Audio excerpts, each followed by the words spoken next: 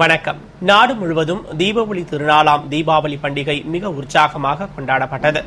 நரகாசூரனை கிருஷ்ண பகவான் அழித்து தர்மத்தை காத்தபோது நரகாசூரன் உயிர் பிரியும் நேரத்தில் தான் மரணம் அடையும் இந்த நேரத்தில் மக்கள் எண்ணெய் தேய்த்து குளித்து இனிப்பு சாப்பிட்டு பட்டாசுகள் வெடித்து மகிழ்ச்சியுடன் இருக்க வேண்டும் என்று கேட்டுக் கொண்டதற்கிணங்க ஆண்டுதோறும் ஐப்பசி மாதம் சதுர்த்தி அன்று தீபாவளி பண்டிகை கொண்டாடப்படுகிறது.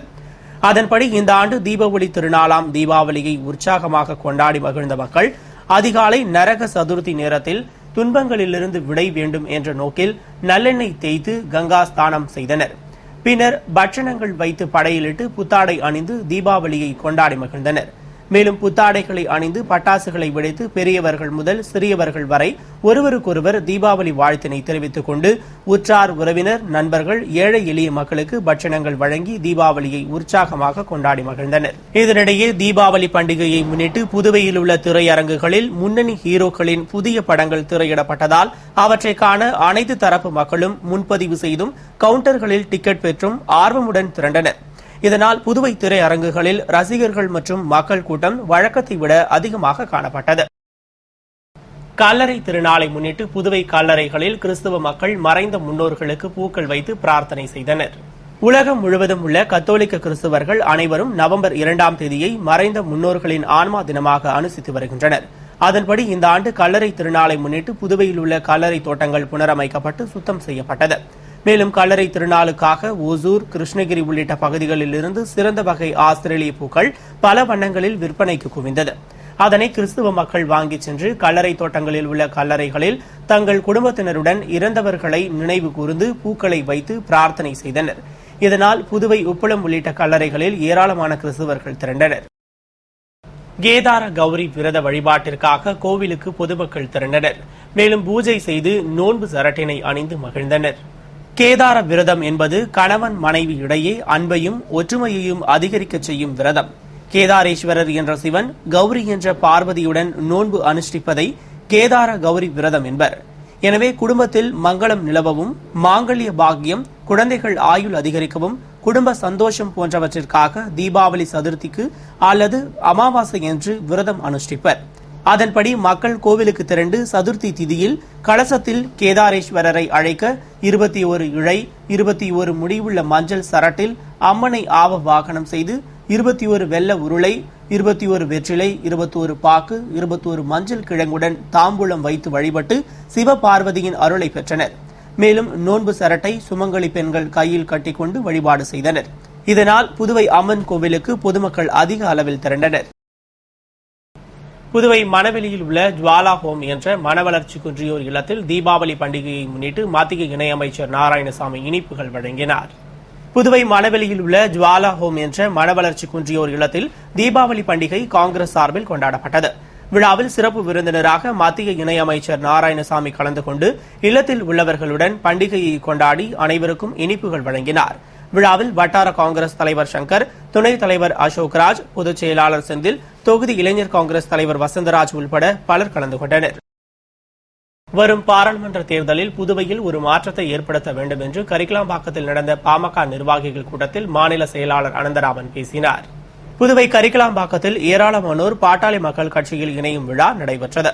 நிகழ்ச்சியில் ஐகே என்று அழைக்கப்படும் கிருஷ்ணமூர்த்தி தலைமையில் தொகுதி தலைவர் வழக்கறிஞர் ரமேஷ், மாநில வன்னியர் படை தலைவர் கிருபாகரன், துணைத் தலைவர் ஆனந்த், கோர்காடு ஆனந்த், கணேசன் உள்ளிட்ட நிர்வாகிகள் முன்னிலையில் 300க்கும் மேற்பட்ட இளைஞர்கள் சிறப்பு விருந்தினராக கலந்து கொண்ட பாமக மாநில செயலாளரும் பாராளுமன்ற தேர்தல் பாமக வேட்பாளருமான அனந்தராமனை கௌரவித்து பாமகவில் இணைந்தனர். தொடர்ந்து திரு அனந்தராமன் வன்னிய சங்க கொடியினை ஏற்றினார். இதனையடுத்து நடந்த பொதுக்கூட்டத்தில் திரு அனந்தராமன் பேசுகையில் 25 ஆண்டுகளாக தொடர்ந்து காங்கிரஸை வெற்றி பெறச் செய்த புதுவை மக்கள் வரும் தேர்தலில் தமது கூட்டணியை வெற்றி பெறச் செய்தால் ஓரிரு மாதங்களில் தற்போது 1100 ரூபாய்க்கு விற்கும் கேஸ் சிலிண்டர் விலையை 300 ரூபாய்க்கு கொண்டுவர முயற்சி எடுப்போம் என்றும், கடந்த 10 ஆண்டுகளில் பெரும் ஊழலில் சிக்கி தவிக்கும் காங்கிரஸை புறக்கணித்து வரும் தேர்தலில் புதுவையில் புதிய மாற்றத்தை ஏற்படுத்த வேண்டும் என்றும், இளைஞர்களுக்கு வாய்ப்பு அளிக்க வேண்டும் என்றும் பேசினார். கூட்டத்தில் பாமக நிர்வாகிகள் ராமகிருஷ்ண கவுண்டர், ஜெயபால், மதியழகன், ஞானசேகரன், கணபதி, ஜெயராமன், மணவெளி தொகுதி தலைவர் சேகர், கதிர் உள்பட பலர் கலந்து கொண்டனர்.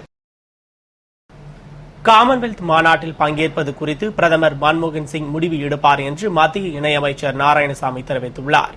இதுகுறித்து மத்திய இணையமைச்சர் நாராயணசாமி கூறுகையில், இலங்கையில் நடைபெறும் காமன்வெல்த் மாநாட்டில் இந்தியா பங்கேற்கக்கூடாது என்று தமிழக முதல்வர் ஜெயலலிதா, திமுக தலைவர் கருணாநிதி மற்றும் பல்வேறு கட்சிகளைச் சேர்ந்த தலைவர்கள் பிரதமருக்கு கடிதம் எழுதியுள்ளனர் என்று தெரிவித்த அவர், மேலும் இம்மாநாட்டில் இந்தியா பங்கேற்றால் இலங்கையில் உள்ள தமிழர்களுக்கு நலத்திட்ட உதவிகளை வழங்குவது, தமிழக மீனவர்கள் தாக்கப்படுவது குறித்து விவாதிக்கலாம் என வெளியுறவுத்துறை ஆலோசனை செய்தது.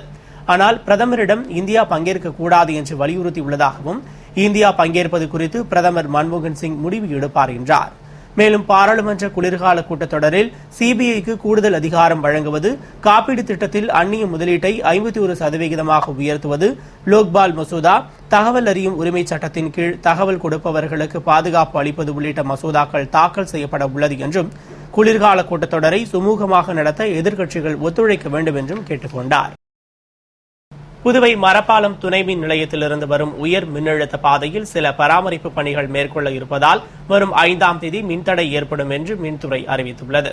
புதுச்சேரி மரப்பாலம் துணை மின் நிலையத்திலிருந்து செல்லும் உயர் மின்னழுத்த பாதையில் சில பராமரிப்பு கட்டுமான பணிகள் மேற்கொள்ள இருப்பதால் வரும் 5ஆம் தேதி காலை 10 மணி முதல் மதியம் 2:30 மணி வரை முத்தியால்பேட்டை, மகாத்மா காந்தி வீதி, வைத்திக்குப்பம், குருசுக்குப்பம், திருவள்ளுவர் நகர், எழில் நகர், சாமிப்பிள்ளை தோட்டம், தெய்வநாயகம் பிள்ளை தோட்டம், சர்தார் வல்லபாய் பட்டேல் சாலை, வம்பாக்கிரப்பாளையம், துப்பராயப்பேட்டை ஆகிய பகுதிகளில் மின்தடை ஏற்படும் என்று மின்துறை அறிவித்துள்ளது.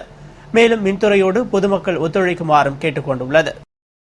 தீபாவளி பண்டிகையை முன்னிட்டு புதுவை மணக்குள விநாயகர் கோவிலில் ஏராளமான பொதுமக்கள் திரண்டு வழிபாடு செய்தனர்.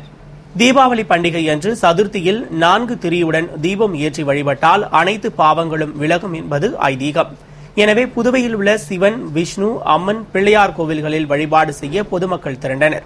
குறிப்பாக மணக்குள விநாயகர் கோவிலுக்கு பொதுமக்கள் மற்றும் புதுமண தம்பதியினர் படையெடுத்து விழாவினை முன்னிட்டு நடந்த சிறப்பு பூஜைகளில் பங்கேற்று சுவாமி தரிசனம் செய்தனர்.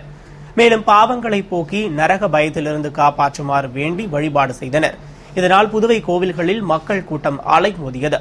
எனவே பக்தர்கள் சிரமமின்றி வழிபாடு செய்ய சிறப்பு ஏற்பாடுகள் செய்யப்பட்டிருந்தது. தலை தீபாவளி இல்லாமல் இன்றைக்கி என்னுடைய ஒய்ஃபுக்கு பர்த்டே. எப்பயுமே பர்த்டேனா இந்த கோயில் தான் வரும். மணக்குள்ள வந்தால் எங்களுக்கு எல்லாமே நடக்கும். அதனால் நாங்கள் எங்கேயாவது ரொம்ப சந்தோஷமாக நினைப்போம். இதை முடிச்சுட்டு எப்பயும் பீச்சுக்கு போய் நல்ல ஹோட்டலில் போய் சாப்பிட்டுட்டு வீட்டுக்கு போவோம். Happy Deepavali wishes to all. இந்த ரீனா டிவி ரசிகர்கள் எல்லாருக்கும் ஹாப்பி தீபாவளி விஷஸ். தீபாவளி பண்டிகையை முன்னிட்டு புதுவை மத்திய சிறையில் கைதிகளுக்கு வீட்டு சாப்பாடு சாப்பிட அனுமதி வழங்கப்பட்டது.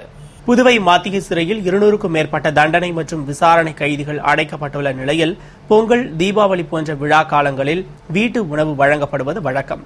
அதன்படி தீபாவளி பண்டிகையை முன்னிட்டு கைதிகளுக்கு வீட்டு உணவு வழங்கப்பட்டது. ஒரு கைதிக்கு 2 கிலோ வீட்டு உணவு மட்டுமே அனுமதிக்கப்பட்டது. மேலும் உறவினர்கள் எடுத்து வந்த உணவுகளை மருத்துவர்கள் ஆய்வு செய்த பின் சிறை காவலர்கள் முன்பே அவர்கள் சாப்பிட அனுமதிக்கப்பட்டனர். இதில் ஏராளமான கைதிகளின் உறவினர்கள் வீட்டு உணவை கொண்டு வந்து கொடுத்தனர். புதுவை திருக்கனூரில் வெள்ளை அரிசி வழங்கும் திட்டத்தினை துணை சபாநாயகர் TPR செல்வம் துவக்கி வைத்து பொதுமக்களுக்கு அரிசிகளை வழங்கினார். புதுவை முழுவதும் அனைத்து ரேஷன் அட்டைதாரர்களுக்கும் மாதந்தோறும் 10 கிலோ இலவச வெள்ளை அரிசி வழங்கப்படும் என்று முதல்வர் ரங்கசாமி அறிவித்தார். மேலும் அருபார்த்தபுரத்தில் வெள்ளை அரிசி வழங்கும் திட்டத்தினை துவக்கி வைத்தார். அதுபோன்று மண்ணாடிப்பட்டு தொகுதிக்குட்பட்ட திருக்கனூரில் வெள்ளை அரிசி வழங்கும் நிகழ்ச்சி நடைபெற்றது. நிகழ்ச்சியில் சிறப்பு அழைப்பாளராக துணை சபாநாயகர் TPR செல்வம் கலந்து கொண்டு வெள்ளை அரிசியினை பொதுமக்களுக்கு வழங்கி திட்டத்தை துவக்கி வைத்தார். நிகழ்ச்சியில் துறை அதிகாரிகள் மற்றும் பொதுமக்கள் பலர் கலந்து கொண்டனர். இத்துடன் செய்திகள் நிறைவடைந்தன. வணக்கம்.